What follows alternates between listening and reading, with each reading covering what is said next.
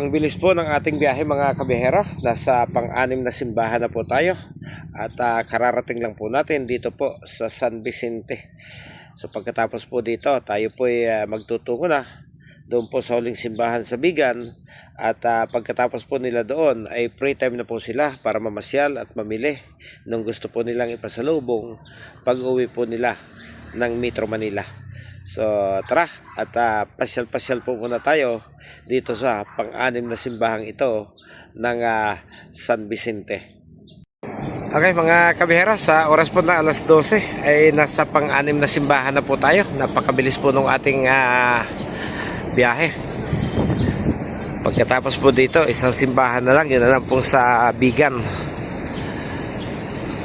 Alas 12 tapat, napakainit. So pagkatapos dito, kung magmimisa after 1 hour, saka po sila magla-lunch. So mga walang baon nito, kaya maghahanap ng isang area kung saan sila pwedeng mag-lunch mamaya na kayang i-accommodate yung tatlong bus. Hi guys, welcome to Bigan City. Bigan City ba to? Hindi pa, San Vicente. Anong pagkain dyan? Ano pala Pares? Ayaw mo Pares, ang layo pa ng Manila. Bakit? Hindi, may hapunan pa naman tayo mamaya.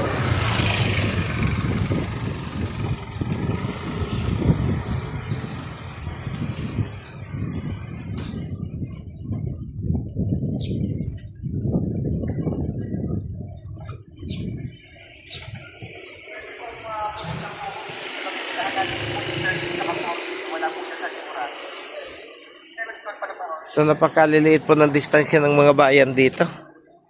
Halos 10 minutes lang po nakarating namin yung kasunod na bayan.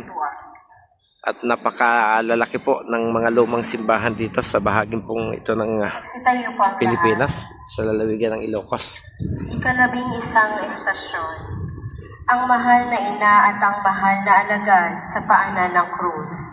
Sinasamba ka at pinupuri ka namin, O Kristo, sapagkat sa pamamagitan ng krus ay sinagay mo ang mundo. Pagbasa sa Ebanghelyo ayon kay San Juan. Nang makita ni Jesus sa kanyang ina at ang minamahal niyang alagad sa tabi nito, kanyang sinabi, "Gina, narito ang iyong anak." At sinabi sa alagad, "Narito ang iyong ina." Mula noon, siya'y pinatira ng alagad na ito sa kanyang bahay. Ang salita ng Diyos.